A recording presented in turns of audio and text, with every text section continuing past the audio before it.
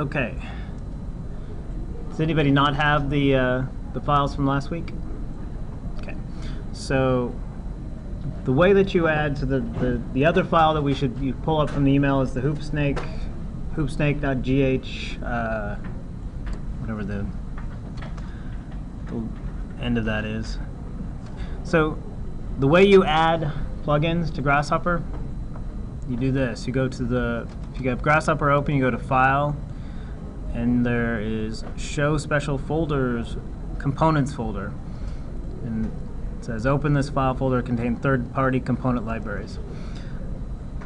So you open that and take the file that I sent you, the hoopstock.gha, and just paste it in there. Can you not click and drag it from your desktop? Onto the, yeah, I think that works too.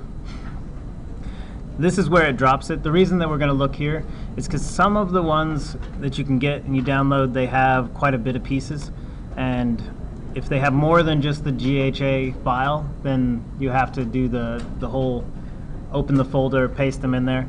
And then the other thing you have to do sometimes is, and it depends on how they compiled it or how they made the add-in, but you'll right-click and go to Properties. And this one I've already approved, but down here you'll have a trust, and I can't remember exactly what it says. You know, trust this file, and you have to explicitly say unblock. I don't think Hoopsnake has that issue, but there's a lot of plugins that do, or at least pieces of them do, and so you have to do that on each step. And some of them will even tell you in their installation instructions. But if you do have issues, that's kind of the main reason why some of the plugins that you can get from whoever don't work when you first drop them in here. Do we unblock it if it does have that button, go ahead and push unblock, and then we're going to actually do. You can close Grasshopper here. If you reopen it, it's actually not closed. It's still in memory. So what you have to do, there's another command called unload. Grasshopper unload plugin. So start typing and it'll get there. But what's that? Can you go through the original? Okay, yeah. So the install. So once you have that file, so the place you're going to put it, you're going to drop it. You can either drag it onto this onto the Grasshopper screen, or you go into File, Special Folders, Show Component folder, and that's just going to open a folder on the computer where third parties are, and you drop it in there. Is that working for you guys? Is that working for you guys? Okay.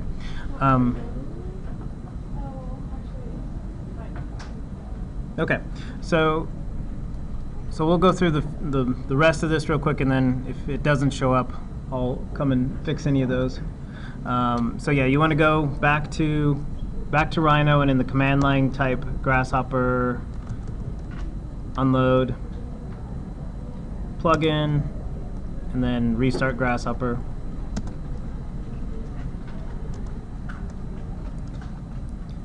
If it all works, you should have at the under Extra, you should have a button that looks like this under the Extra tab. Is that working for everybody? Okay. All right. So pretty much that's the same way that you install all of them, all of the plugins, all the add-ons. You guys have some. Like I said, Transform is the last out-of-the-box tab, and then all the rest is different plugins you can download. I think the computers in Snow had about 20 other plugins, even more than this, but some pretty standard ones are Lunchbox. There's a developer who works for Case, and they distribute this freely. And it's got a bunch of panelization, structural, lots of just nice utilities that weren't out of the box originally. But Okay, so let's go back to where we ended last week with the attractors.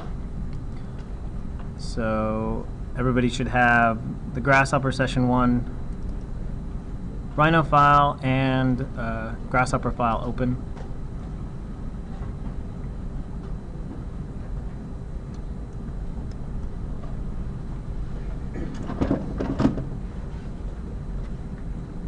So I don't really understand what the group snake one is. Oh, sorry. We'll get to it. It's a component we'll use in just a little while. It's what Hoopsake does is it lets you create iterative solutions.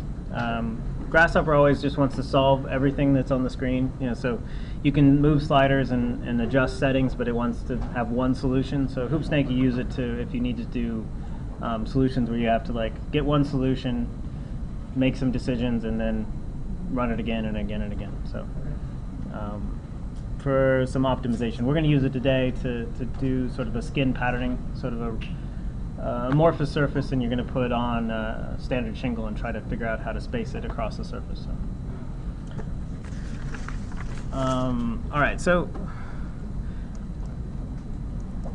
anybody not have this one open?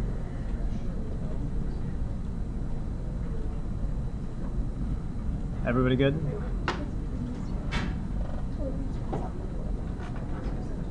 Yeah, so there's two files. One's a Rhino file, which you open in Rhino.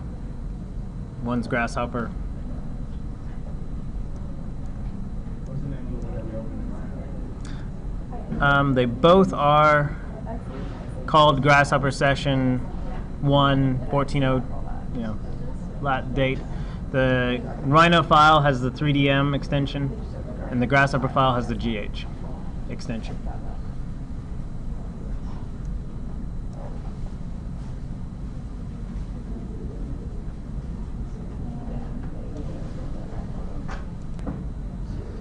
Okay, so we'll go over this real quick just to look at kind of what we built last time. So we started just to play with sort of a perforation pattern and create some geometry to manipulate it, change the size of the holes.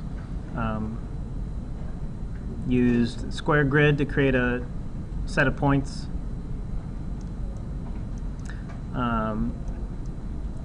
We imported, we have these 3 points here. The import mechanism is the items that fall under parameter geometry. If you remember these guys, the hexagons are things to hold data, to remember data.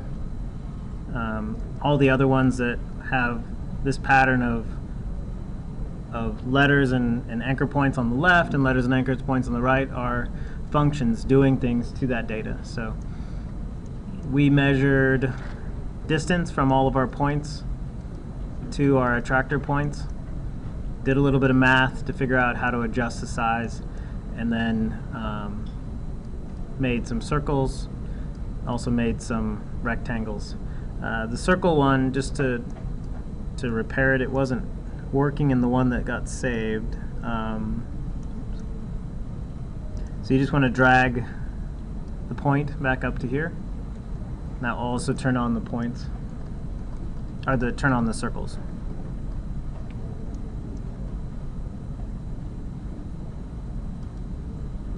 So points are here, this guy here, and just drag it up to the P value, or the point, the base plane on the circle component.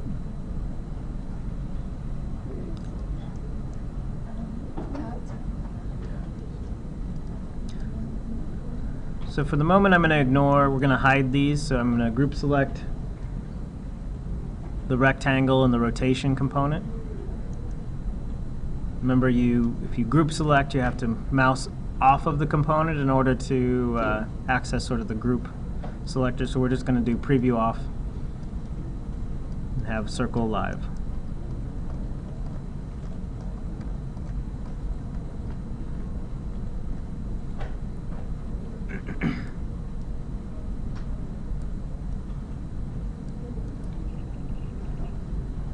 And some of the flexibility, the parameters that we added last time. So So you can control the size of your grid, the length and the width. Those were kind of extensibility points that we put in. And we had 3 attractors. The first 2 affect the size of the radius, the size of the circle. And then the last one is actually we used to set the rotation angle, but that's turned off at the moment. So the other one I was going to show you today is kind of a standard standard way people like to manipulate and work on the images, or work on the sort of pattern or geometry manipulation. There's a tool in here. It's under the params and under input, image sampler.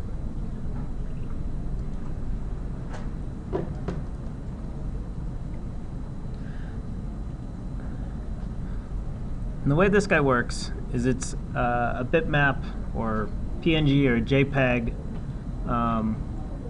reader. So you open an image. So one thing that I forgot to say is, let's go ahead and everybody find something. You can either use, Windows always has like pictures samples, so there's some stuff in there.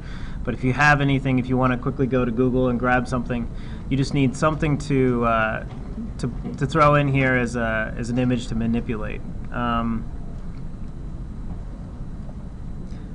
We don't have very much resolution on our perforation, so the more abstract the better, but so I'm just going to grab this gradient. Yeah. But anything will work. And the way that I did that is to right click on the box, image ... opens a dialog box.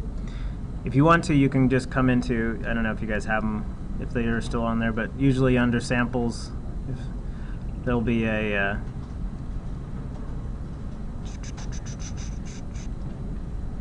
if not, grab something from your network or from Google.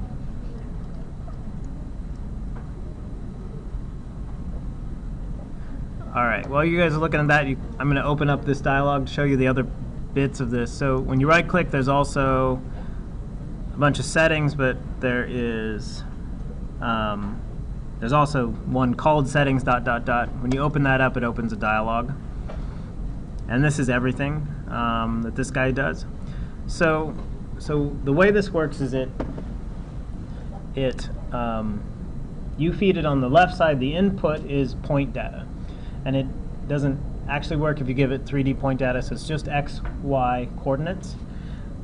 And what it will do is it will take X, Y coordinates within a certain range, and it will match that. So you see here, it's saying, okay, X domain 0 to 1, 0 to 1 is across the image. Y domain 0 to 1. You can also do some things. We're just going to leave it at tile. And then across here, you have what it's going to do once it gets that data. So we're going to push point data into this field, into this range, and it's going to, wherever that point falls in the grid, it's going to tell you something about the image and report a value back. So it got color data, all this stuff. We're going to go with just brightness. So you want to click on that guy, and that's about it. You can say OK. Should change your image to a black and white image. You can also access those filters here. It's really hard to see which one's selected. It's a really subtle, but you know that it's selected when your image turns black and white. Everybody got that? Okay. What's that? All right, so we're going to manipulate the data to format that point data so that it fits within the 0 to 1 domain, so both the X and the Y. And that way you can still change all of these settings here and this will function without you needing to double click and figure it out in the first place. So there's a couple things that you can use that make that pretty easy. So we're going to start with, we have this point data. You can see it's there. It's in, 0, comma, or x, comma, y, comma, z. But I need to deal with both the x and the y by itself. So we're going to start with the vector tab. Vector is all the primitives, plane, point, and vectors. And point has something called deconstruct. So it's got one input, which is a point. Drag your point data up, and now you have 3 lists of x, y, and z coordinates. We're just going to focus on the x and the y. So you can see here, there's 7,426 values. You can see the top and the bottom. There's not a lot of variability in this data, but we want to know exactly what our max and min is. So there is a nice function for that under math domain. Bounds. Create a numeric domain which encompasses a list of numbers. So that just says, tell me the number that is the smallest and tell me the number that is the biggest. So you drag that in there. It's got those 7,000 inputs. The output is in the domain sort of nomenclature. That's 0 to 362. We used that same sort of typing when we were dealing with the x and the y values over here. We had to construct a domain because the input here is not just a length and a width. It was a from this number to this number value. So that's what we're going to do here as well. So I'm going to copy this.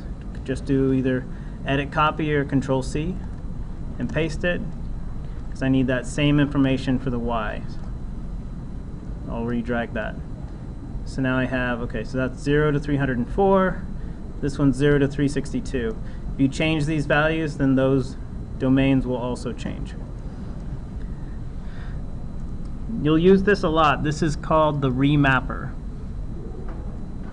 And what it actually does is it just takes and manipulates the data so that you can either do things like change the range which you want to do for a series of radiuses. Right now what we're going to do is we're going to take this XY data and we're going to format it so that everything is within 0 to 1. And so it's got 3 inputs, values to remap, starting domain, and target domain. So the values that we're going to renumber are the x and the y. So for this one I'm going to start with the x, drag that to the v. You can move or manipulate it however you need to be able to see what's connecting to what. Now the source domain means, okay, what are the maximum and minimum of values that I care about for that list that's coming in, and that's what we just found. So you can drag that to the source. Target already is set because we want this value to be renumbered to fit within 0 to 1. So there we go. That one's already set as a default, 0 to 1. And if you look at this now, everything has been adjusted and reinterpolated to be within 0 to 1. So if you pull this guy here and you copy it, and now you look at your value, it shows you, yes, everything starts at 0 and 1. And it's by ratio, it's going to adjust all those values. So somewhere in there was 180, about halfway through our range, it got adjusted to 0.5. We're going to repeat that with, we're going to copy and paste, and now we're going to do the same with the x, or with the y. So drag the y, and then adjust the source. So now I have my remapped x and my remapped y. Now we need to do the opposite because this still needs point data. It needs x, y, z's formatted as a point. So come back to vector, and there's the opposite of the deconstruct, the construct. Point looks just like the inverse of the deconstruct. We're going to drag in the x and the y. Z is set at 0, and that's fine. So now if you zoom in really close, you have a miniature grid that's identical to your larger grid, except it's always going to fit at 0 to 1. So I just zoomed into the, it's just a dot basically in the,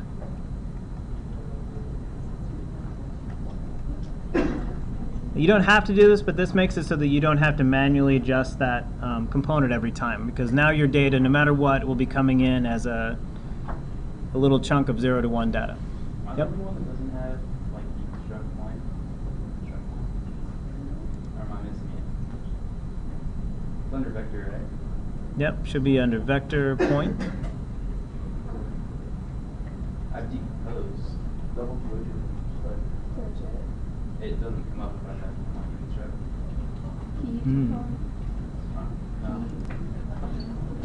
Does everybody have a point now? Construct, decompose, all that fun stuff. Okay, so this is now the point data that we feed into this. So it's going to evaluate that image at each one of those XY coordinates and then tell us whatever filter we have applied. So we have brightness, and the way that it's designed is it's going to give you a value from 0 to 1. That is whatever it interprets as the value behind that pixel. Depending on how big your image is or how big your data, you can also set interpolate. Usually the size of the image is way bigger than the size of our data that we're usually sending in, but either way it doesn't do much. Interpolate just means if there is more data that you're pushing into the image than there is pixels actually in the image. If you're doing just a thumbnail, it will try to guess what it should do when it's in between the images rather than just being a harsh pick point. But you have to have a really small thumbnail before you even notice those sort of mistakes coming out. So now you just have this kind of black box. It's doing something, and it's got a thing coming out. So the value that comes out, we're going to go ahead and just go and grab. So go back to the params tab and grab number with decimals. So you want the 0.1. And now you can visualize and see what's coming out of there. And it should just say 7,000 or however many values is your settings at the moment, and then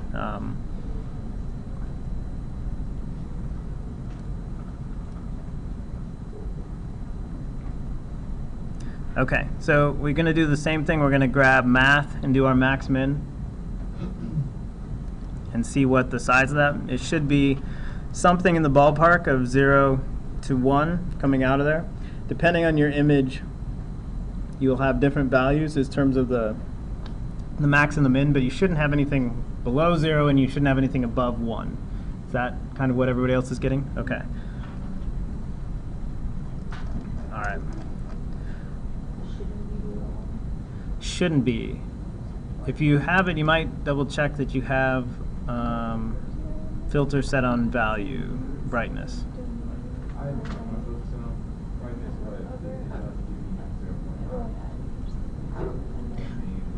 Or sorry, what's that? Okay. 0.9. That makes sense. Yeah.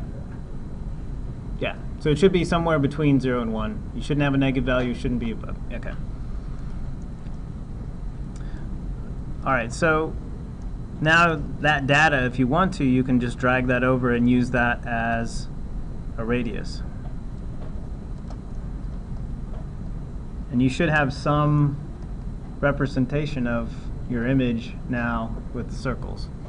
Depending on how complex or detailed your image, it may look like it or it may not.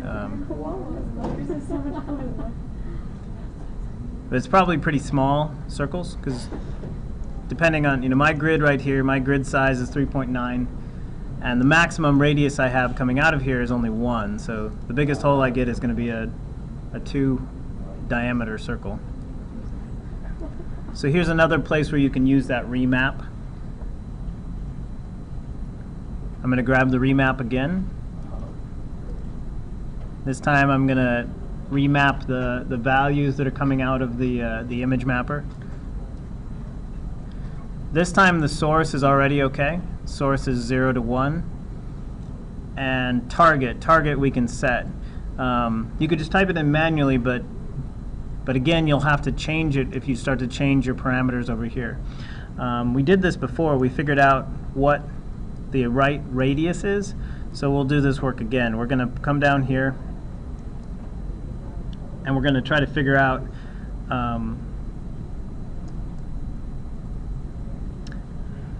what our value should be. So the size of the grid is 3.9. That's the number we want to grab. So, and that's grid to grid, so that's more of a diameter number. We want to do radius, so the first thing I need to do is divide that by 2. So I'm going to grab the divide under math.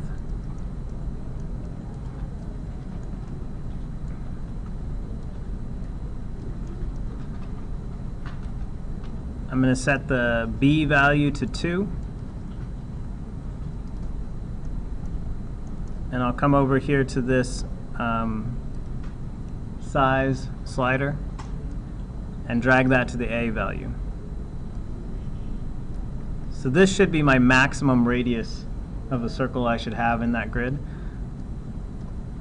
We also last time did a little bit of an edge offset so that the circles weren't touching tip to tip when they were at their largest size. So I'm going to grab subtraction, drag my result up to A, and this time I'll set that to 0.125. You said the first one too? The first one's to 2. That gives me, that kind of converts it from a diameter to a radius.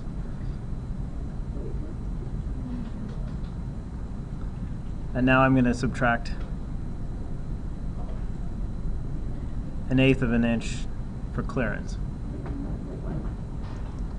So the original R is coming from here, this first size value.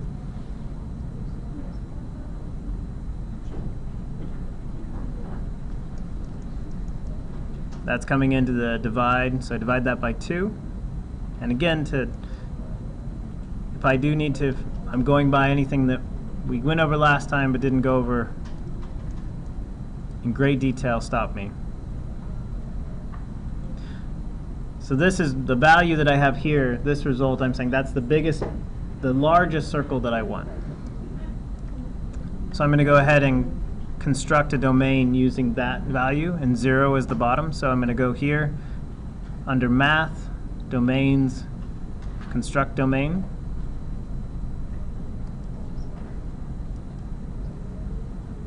It's already set at 0 to 1, but I'm going to leave the 0. I'm going to drag up the result of the subtraction here. So I should now have something formatted 0 to 1.825 for my settings. Yours will be different if you have a different value for the size slider.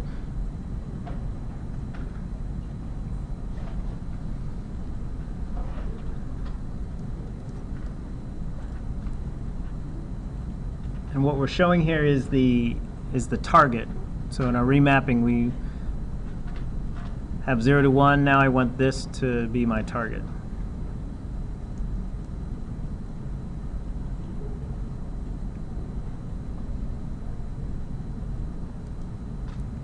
Once you get there, this is your new radius value. So drag it down to the circle, to the R, and replace the original. And you should get a bigger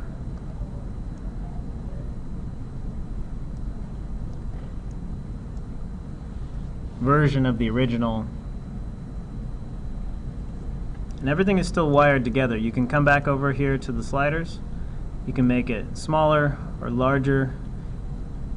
The way that we wired this, where it's adapting the image, so the image is always going to be stretched. It's not going to crop. It's always going to be stretching both in the X and the Y domain to match the limits that you set for the value. The bigger end of this, if you push these too high, they'll start to chug a little bit, but it shouldn't take but a few seconds to.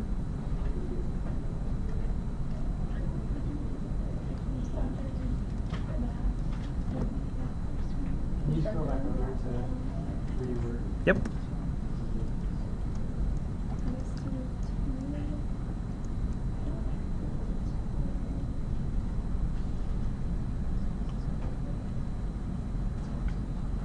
So I kind of missed the subtraction one. What did you do to that? I just subtracted a value to give it an offset. So if you were cutting this on the mill, then your circles wouldn't actually touch and run into each other, so there'll still be some meat between. So I took my maximum value for the radius, gave it a little bit of offset. You can set that to however much you want. And so then when you look at these regions that are really tight, then that's... So you just right click on B. Yep. To add a value like the 2, you right click on B, set data, and type it in and hit commit changes.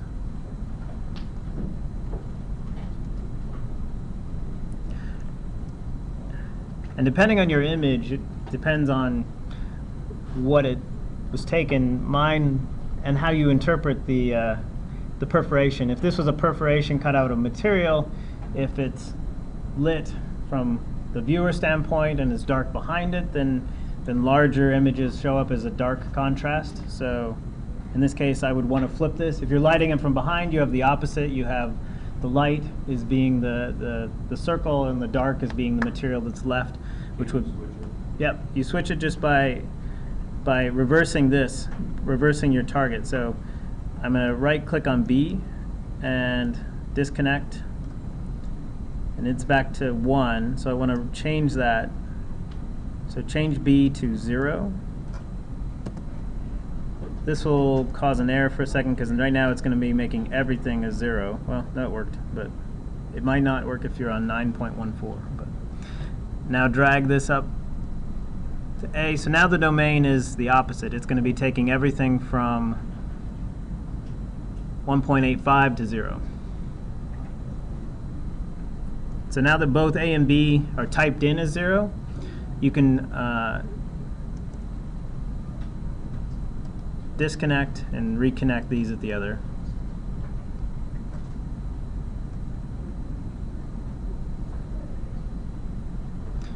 The other trick to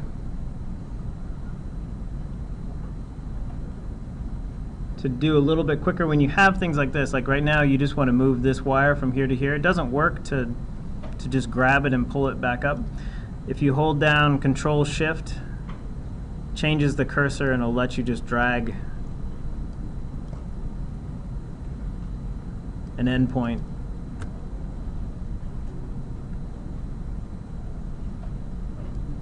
Anybody have any questions on this part?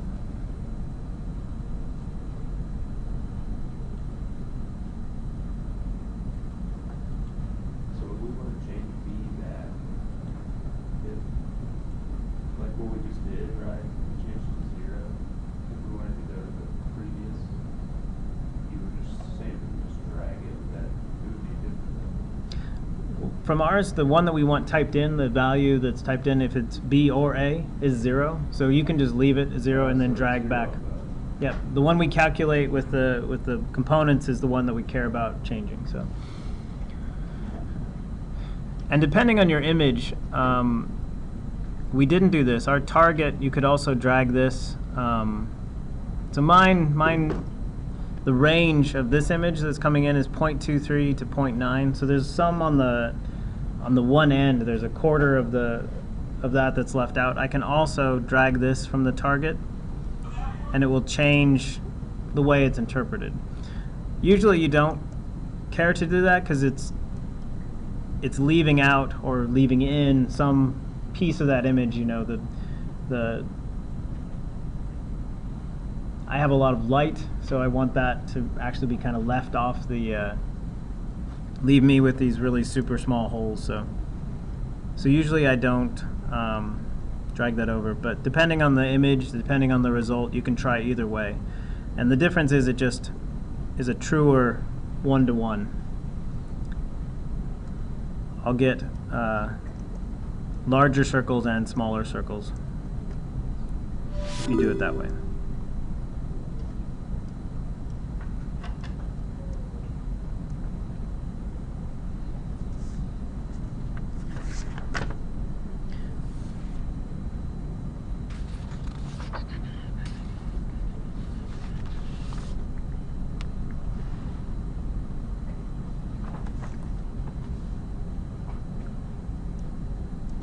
everybody get to this?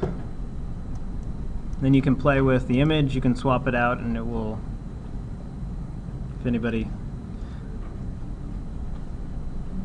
is brave enough to not freeze their computer, but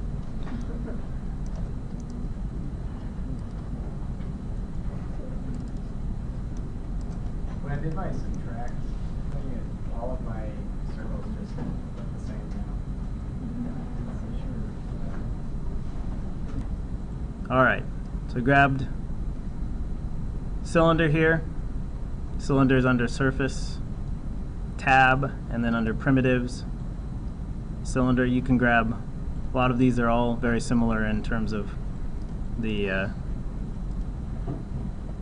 components. Okay, so I'm going to wire this just like the circles. I'm going to grab the radius from here. I'm going to grab the points from this guy, which is the point collector.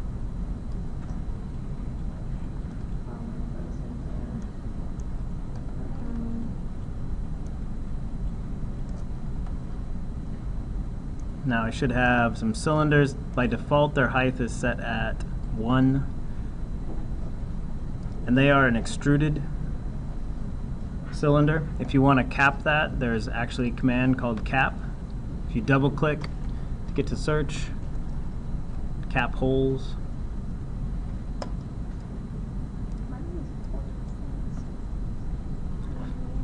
It takes a little while to compute.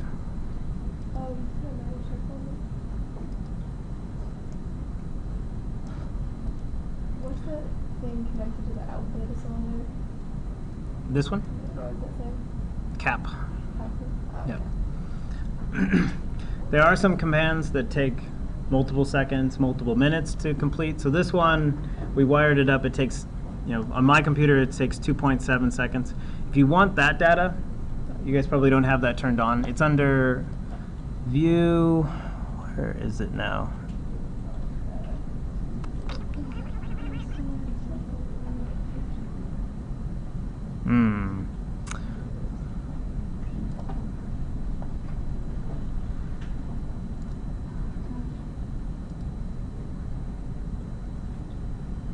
Here we go.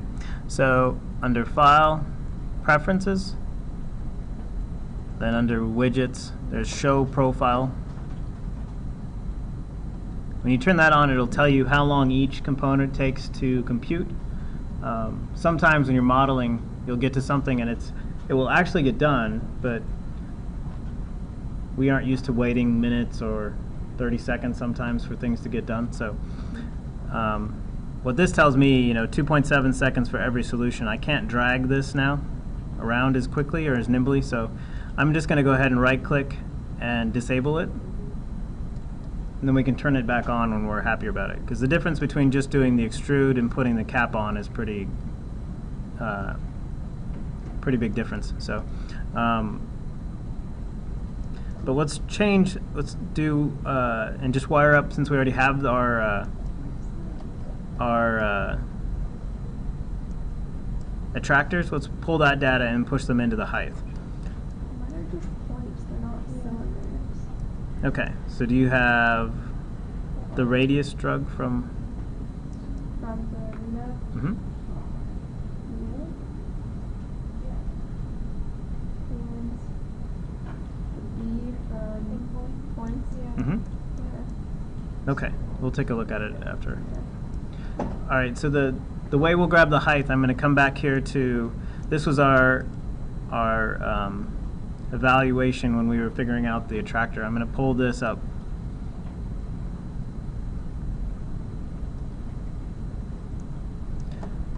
So now the height of these is going to be manipulated by these points that are in the model.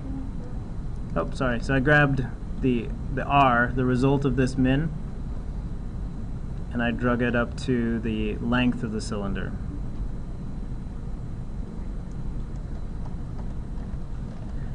And it's not much relief there, so there's two ways you can, let's multiply that value up. So you can grab multiplication under math, or you can right click and add an inline to the expression. I'll go ahead and put it here.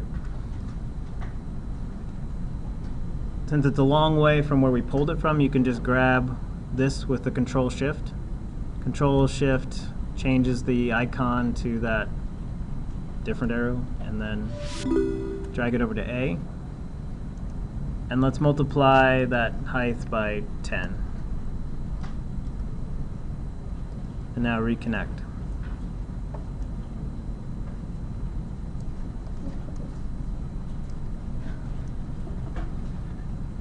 And this is kind of random. I mean, this isn't, I don't know. And as you pull these tractors around, you'll see the relief change.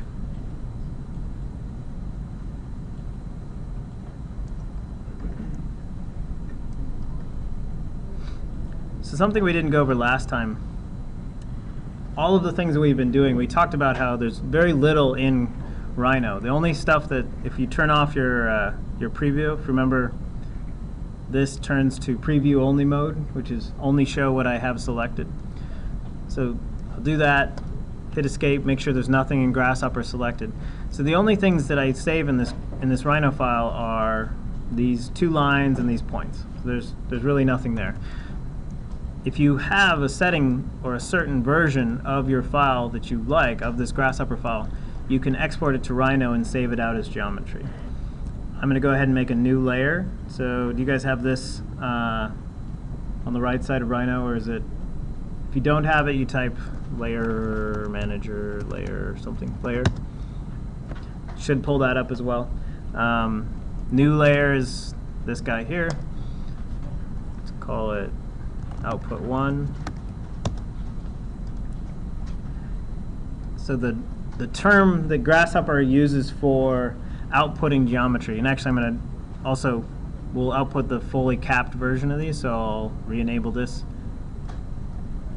Right click on the cap, should turn it back on, take a few seconds to compute. When you right click on the geometry, there's the bake with the fried egg.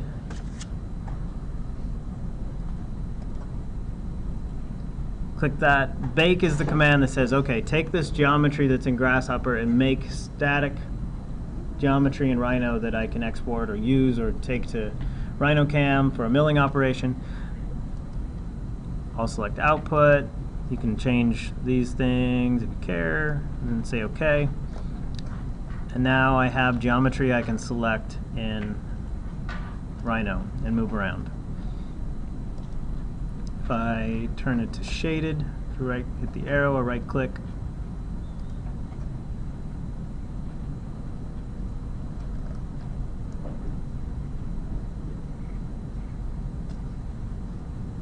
now you have real geometry.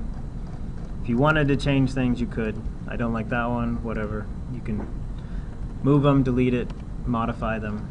They are disconnected now from the Rhino, or from the Grasshopper file. So the Grasshopper preview is still there. If you unclick there, it's right on top of it.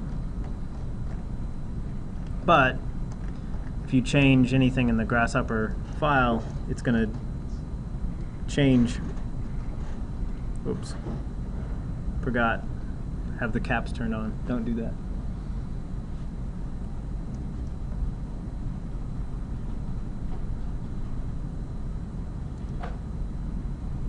Come on.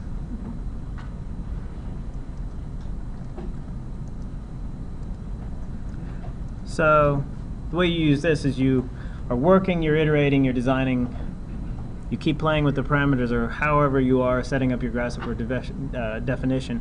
When you get to points where you want to show or save or keep, then you can bake them to a Rhino file, save them out, then they're static and stored forever. Put them on different layers, all that fun stuff.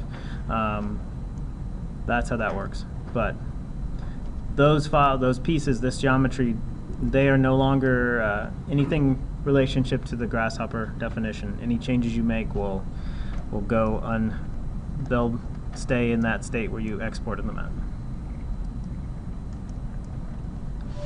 Okay.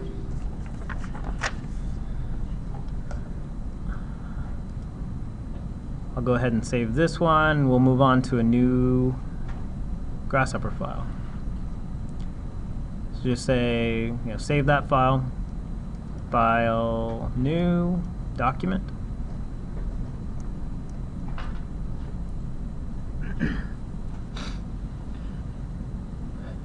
So one thing that will crop up right away when you start using some of the Grasshopper components and data is the way that it deals, or components and functions is the way that it deals with data. You saw a little bit of that just in the way that it was handling the 7,800, 10,000 points. Let's go ahead and just sketch a couple. Let's change the view. You can Control Tab to switch between the views. I'm going to go to just the top view. And I'm just going to draw a couple splines, which is here.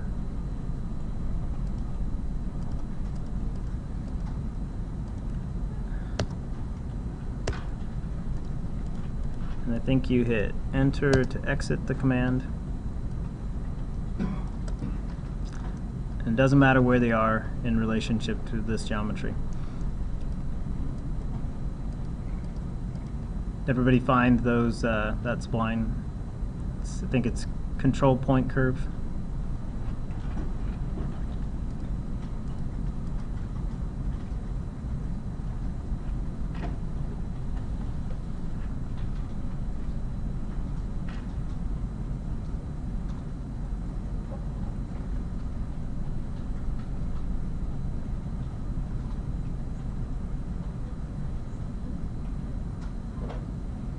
Everybody good? Anybody not good? What's that? Sure, yeah. So control point curve, select it says start of curve, and then I'm just clicking in space. And then I hit Enter to, once I'm happy with it, I exit.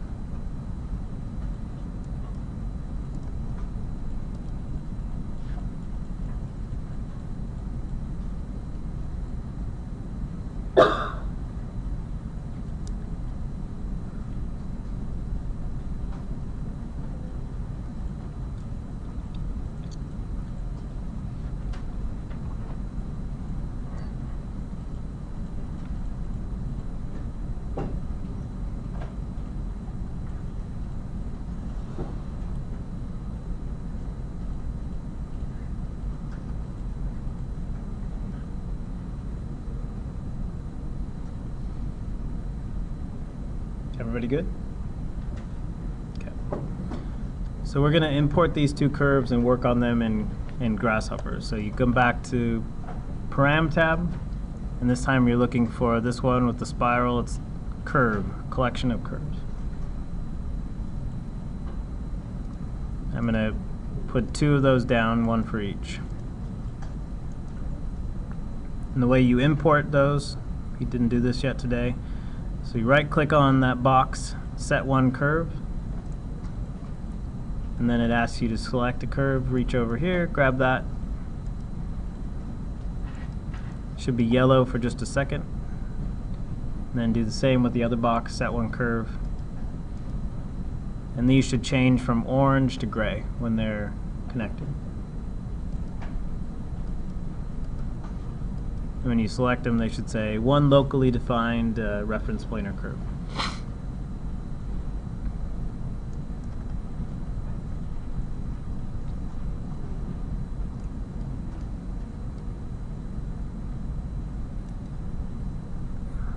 So we're going to do a little bit of manipulation with these curves. So select Curve tab. And I want to divide these curves. So we're going to divide them. There's a couple different ones. We're going to divide these by can't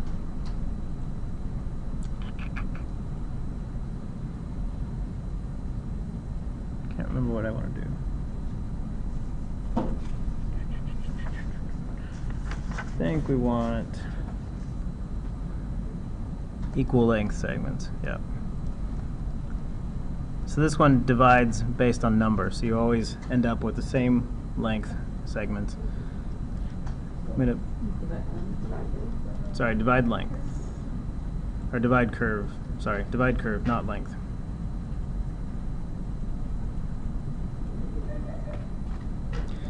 And I want 2 of those, so I'm just going to copy paste. By default, so it's asking for curve to divide, number of segments, split segments, it kinks. We don't care about that. You can leave it false. So right now it's set at 10 on both of them. We're just going to drag and import these curves into the C value for both.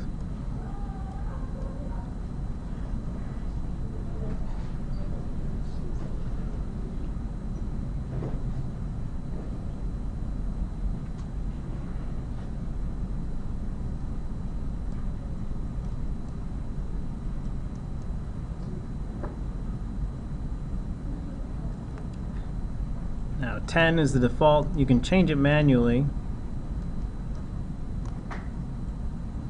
Right click on the end, set integer, changes the number. But let's change these both together with a slider so it's easy to manipulate. So you can type slider with the search. The one you want is number slider.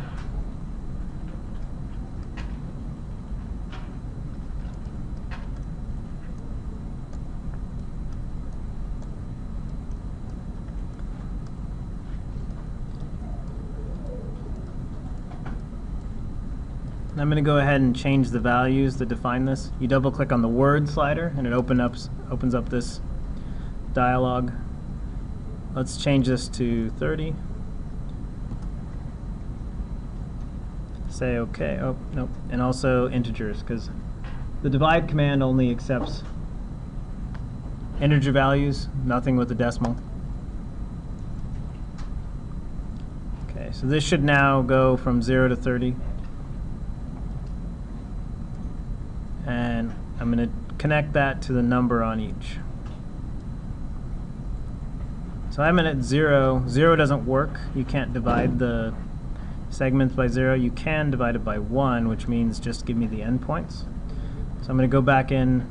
It automatically, the slider always changes its name based on whatever the name here is. So now it says count. I'm going to go back in here and change it to 1.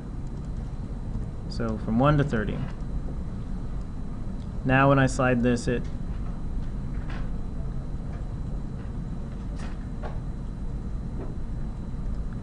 varies my value. It automatically renamed it to count. That's why it changed. Whenever you connect a slider to an input, it inherits the name that's there when you mouse over it. So you have these 2 points. You can also now start to create geometry. So I'm still here under curve. There's line. Create line between 2 points here under primitive. The output from curve is points. Those are the points you see on the screen. It gives you the tangent vector. Curve parameter, we don't need to mess with that today. We're just going to grab the points. And now I have lines across here. Again, if you drag the slider, it should update.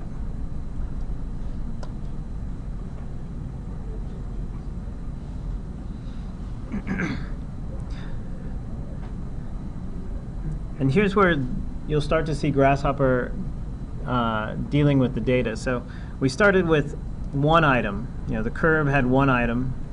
Its output was a list. And so you mouse over it, and the list is, it says 18 locally defined values. Points are XYZ. Those are sort of recognizable. And you have 18. When you manipulate this slider, you'll have different values, but you have a list or a bucket of points that are coming out of the end of that.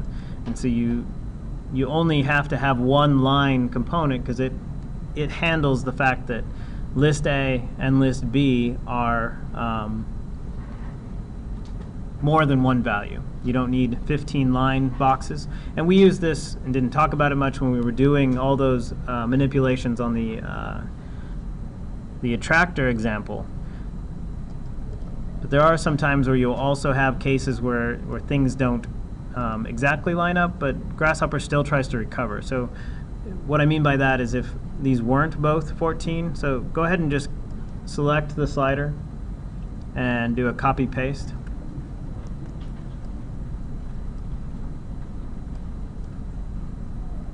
And drag that second slider to the other N at the bottom here. So now you have independent slider for each divide. If I go ahead and change these, it still works even though now I have different length of values coming in, and it tries to guess, okay, what do you actually want me to do? So whenever one list is longer than the other, when it gets to the end, it says, okay, I'll just keep repeating that point even though I don't have as many points as the other list. I'll just keep reusing that. And there's some other tools you can use to even play a little bit more of how that sorts it. But for the most part, what Grasshopper tries to do, instead of giving you an error, is it just tries to guess, okay, what would you actually want me to do? And so things will keep working, but sometimes if you have different lists of different links, you'll get very odd results. This one's a little more visible of why it's making its choice. If that choice came a little deeper in some logic, you may get things that don't exactly make sense. At those times, take a look at the numbers and the quantities of what's coming in. I'm going to go ahead and drag this back, and we'll just stay with our equal, equal.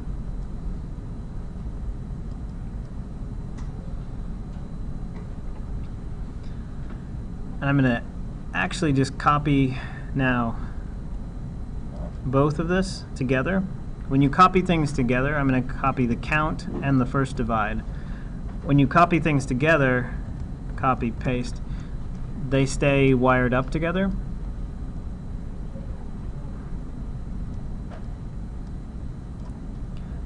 So now I have my list. I'm set at 15 values. I'm going to drag those lines into this input for curves.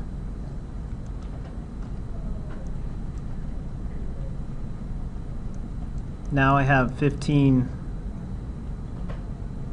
points on each of those curves. It's also connected to this slider.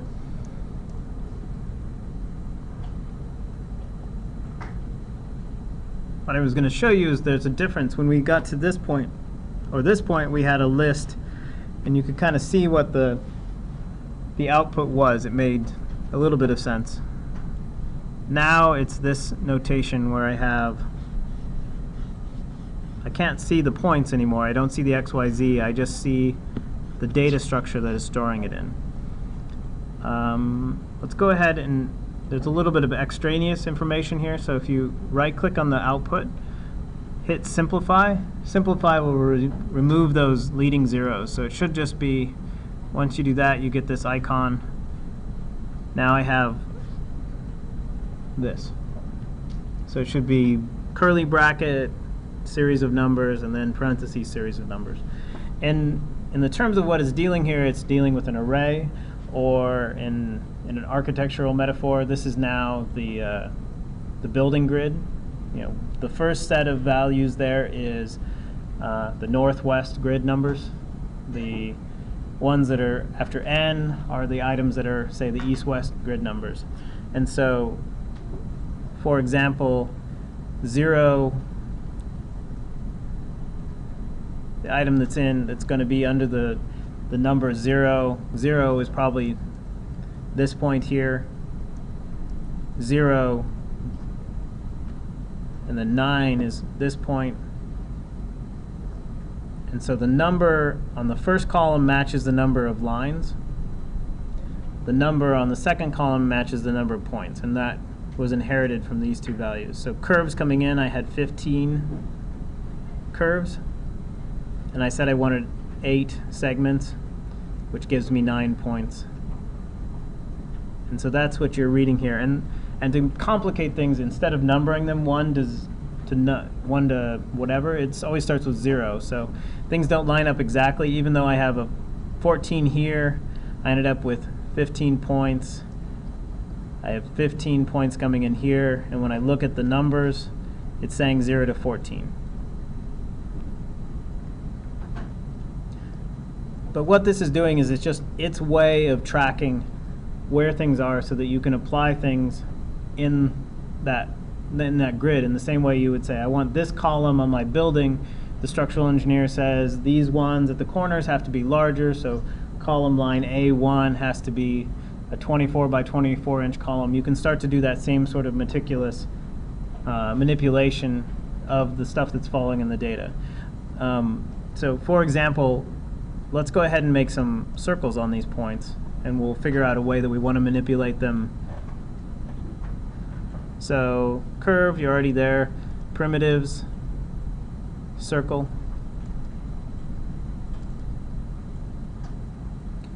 So point, I have all my points. I'm going to drag that.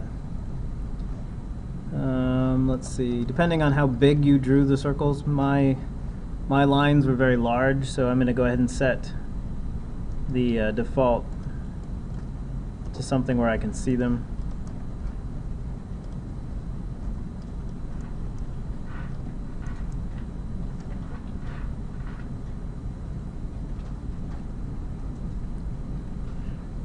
And this is another, go ahead. Mm-hmm. So we have this data structure coming in, this complicated data structure. If you want to actually see what's going on, because before we could look and we could kind of see some information about the geometry that was in there, you know, this is at least telling me the length. There's another parameter, another component you can put in. It's under here, under the params tab. It's called panel, or you can type it in. What it does is it gives you a full list of what you see. So if you want to, if you drag the line into it, it'll give you, with a scroll bar, every single line from the top to the bottom. If you have stuff with more data to it, more data structure, so now you have, this is my column line 0. These are the points. This is their location along that column line. And as I scroll down, so I should have, you know, again, I have 15 items coming in, 8 coming in, so I should have number on the right here from 0 to 15, or 0 to 14, and then 0 to 8 here.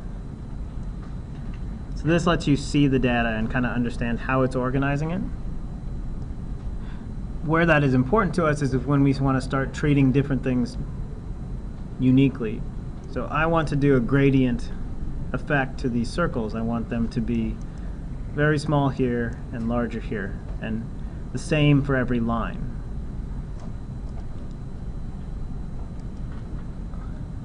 Back here under set,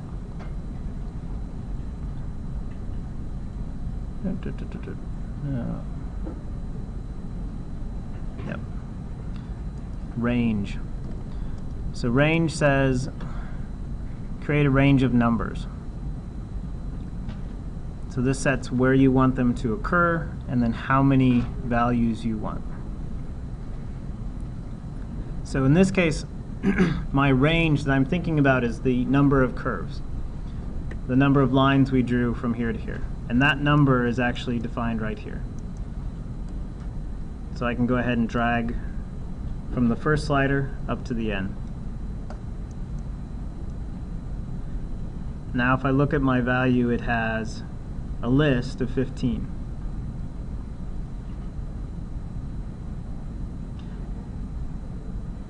And I can drag this down here.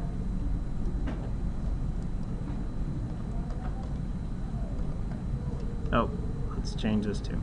And go ahead into the D. In mine, I have to set a little bigger. I'm going to go ahead and set them from 5 to 10. But whatever your range for your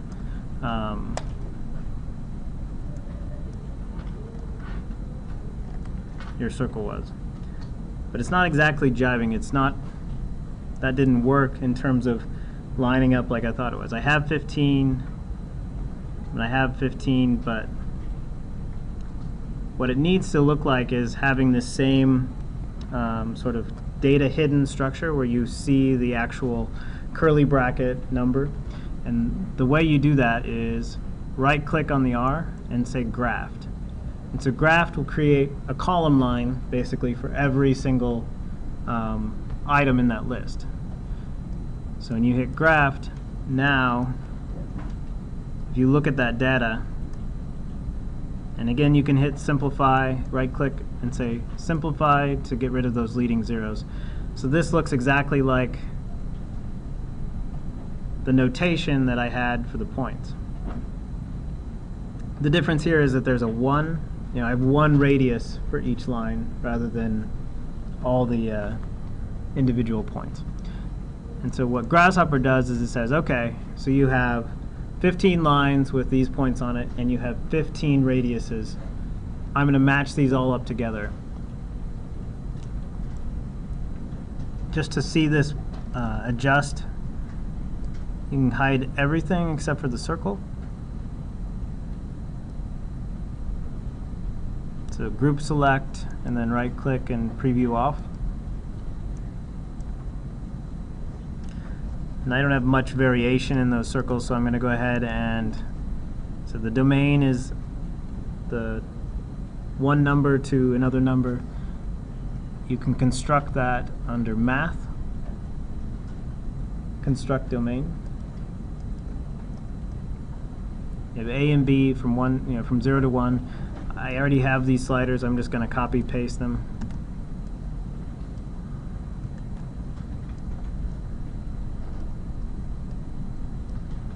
One for each, the A and the B. Oops. So I have domain start, domain end, 8 to 29, and drag that into here. Okay, so for me, 29 is too big.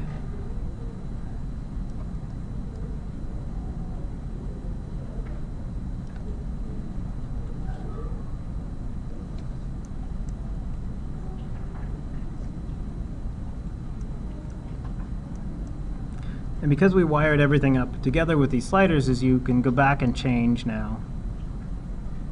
And everything still works. You can change the number of lines, you can change the number of divisions here.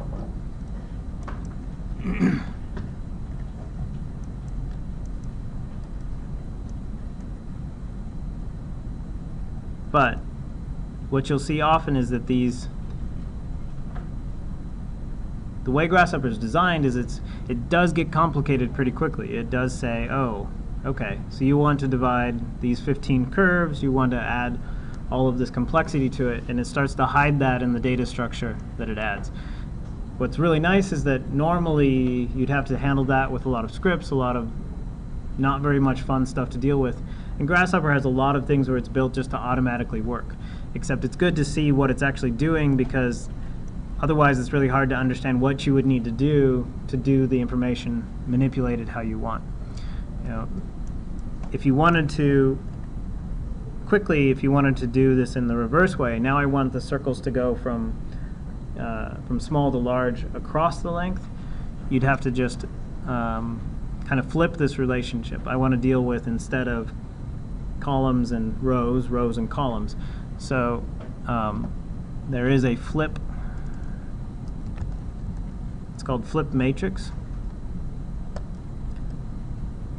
So if you look at this, so I have the first list on mine is going from 0 to 15, and then I have 7 values each.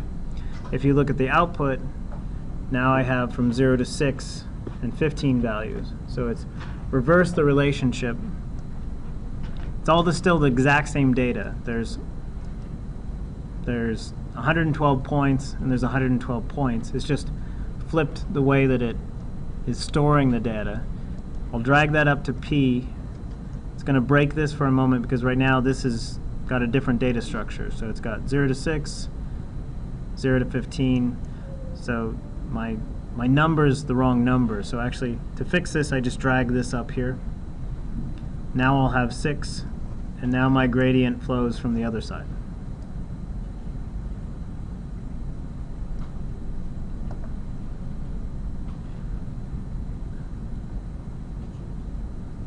But what you're doing and what you need to pay attention to is just what the numbers in each of those columns are in order to match up the data. And it will start to try to add more and more complexity. It takes the the idea of the grid from an architectural context and keeps adding dimensions to it. Usually, though, you can just stick with 2 dimensions for almost everything that we're dealing with.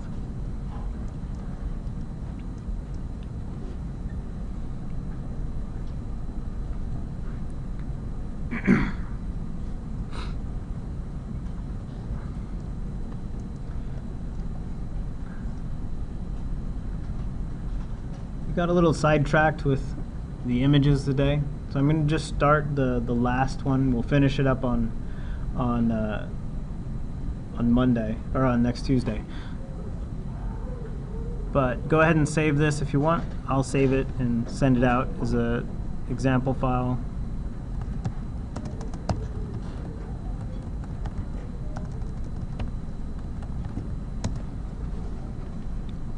I'm just going to save the Rhino file, do a save as,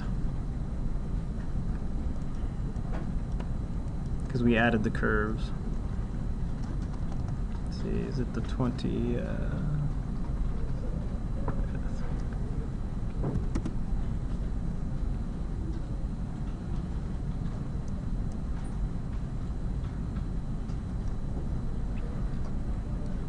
And I'm going to do new Grasshopper and new Rhino file.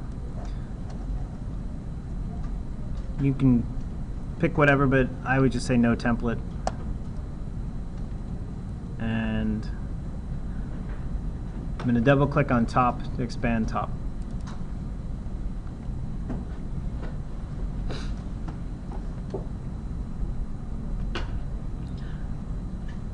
I'm going to come back to this curves command, and you can do either. You can do control point curve or interpolate through points.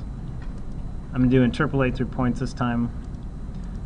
And go ahead and just draw 3 nearly complete curves of different shapes and different orientations, mostly with the opening toward the same direction. So I'm going to do 1, 2,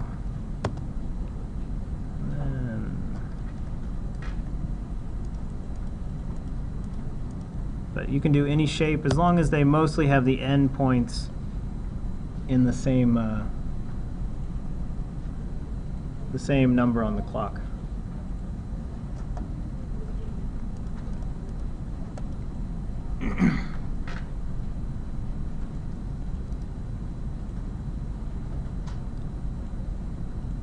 We're going to import the curves again, so same params,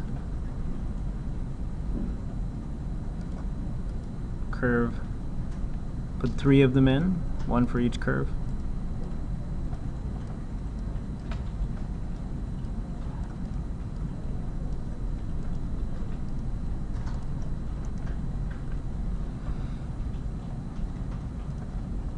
And set 1 curve for each.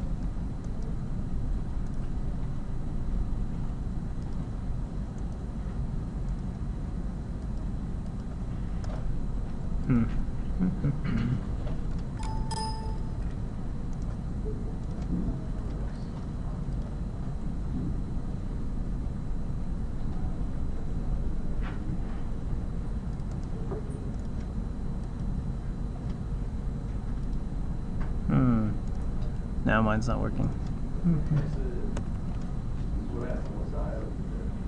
Just open the deal one for me right now, and I completely closed out right now and started new, and it works. So I don't know. All right, interesting.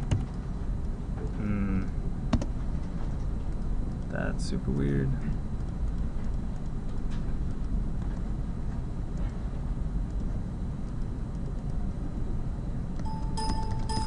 All right, we'll try that.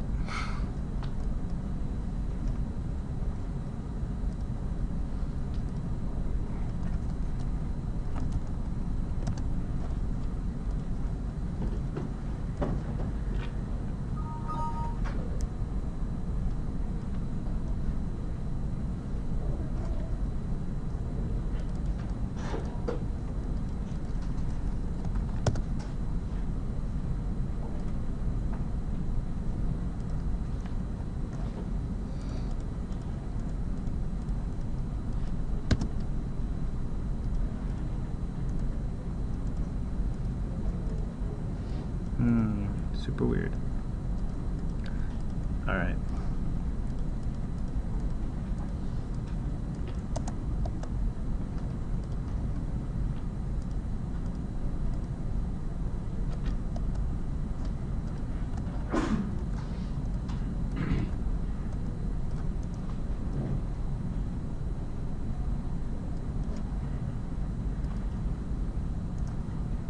All right, is everybody getting that?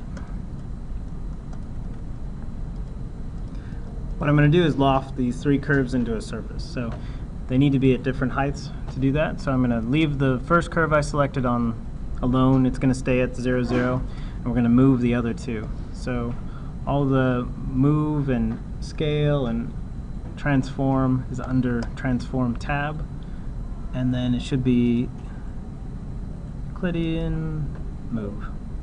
Translate, move an object along a vector. So I'm going to copy that, make two of those.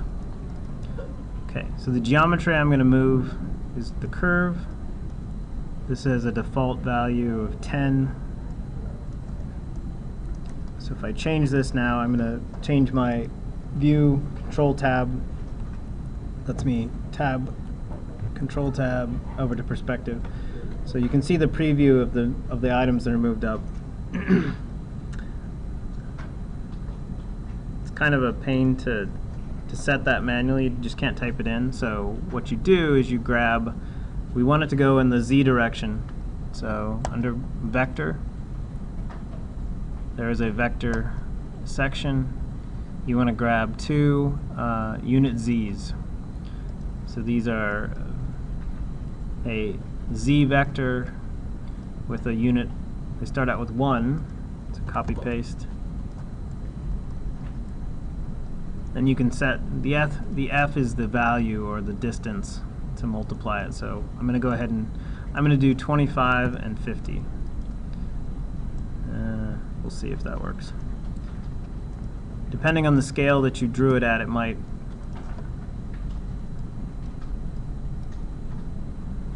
not be ideal. If it is, just set them to a different, so that's going to be a little narrow. So I'm going to actually do, on mine, I'm going to do 10 and 20. But for now, it's not a big deal what they are. The loft might not be happy if they're really a long way away. Okay, so now I have my base curve, one curve at a certain distance up, and then a double that distance up further. So the last thing we'll do is loft that surface. So under surface, loft. Loft has two inputs, curves, and then options. We don't need to mess with the options. It's a bunch of things about how to define how it's going to interpolate the surface, but I need to grab the curves. If you just grab each individual one, it will keep replacing. Uh-oh. So what you have to do is grab each one and hold down Shift. Shift will give you a little plus sign. Then you'll be able to drag each individual curve in there, and the order will matter here. You want to do the bottom one, and then the second one, and then the last one. So if you have them in a different order, you'll have to say disconnect and disconnect them. But so you're going to start with the first one, hold down Shift, grab the next one, hold down Shift, grab the next one.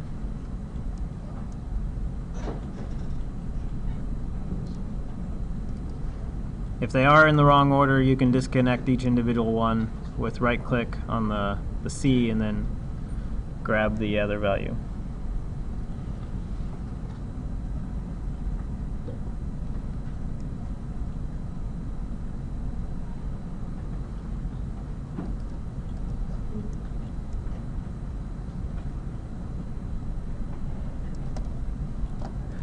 So this one, there isn't any slider that we can do. We could change the height of the slider, but the geometry that you have here on the XY plane is still live connected. So if I drag this over or rotate it, it's going to affect my my loft.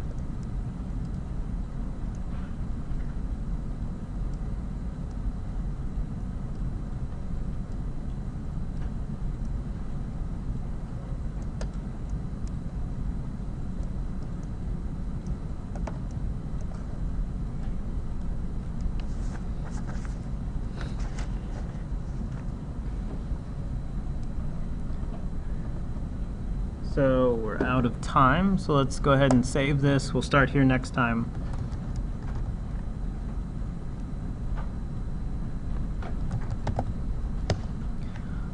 I have the file. If you guys want your surface, save both the Grasshopper and the Rhino file.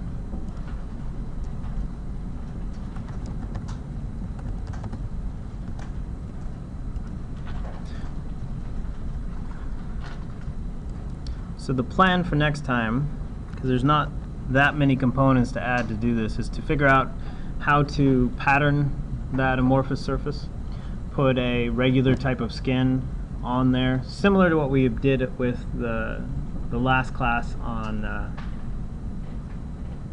the CATIA training. Have a little more flexibility of how we'll adjust and iterate through that. So here's kind of the rough result of what we'll get to. So this is combining a little bit of the patterning we did with the attractor model and then the curves and the points that we did on the second exercise today. But if you want to see just a little bit,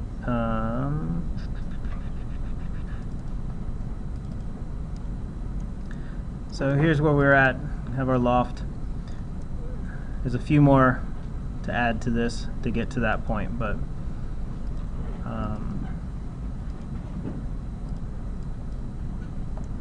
let me delete this and get to use Hoop Snake. Sorry we didn't get to it yet.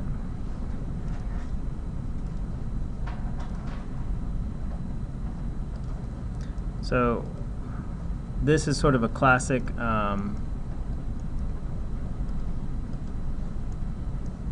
chicken or egg problem. You have to start by seeding the surface with wait a minute,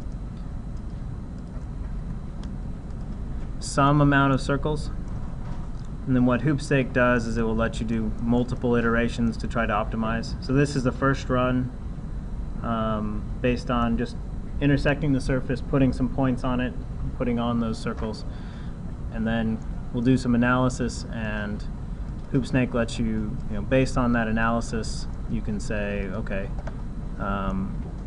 I need those closer together.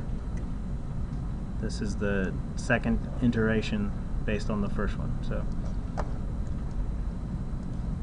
not too painful. We'll get to it in the first half of next time, or first quarter of next time. So real quick, before we go, is there any specific items that you guys have thought of that you want to address in the next 2 weeks? Any specific problems that you would like to look at with Grasshopper?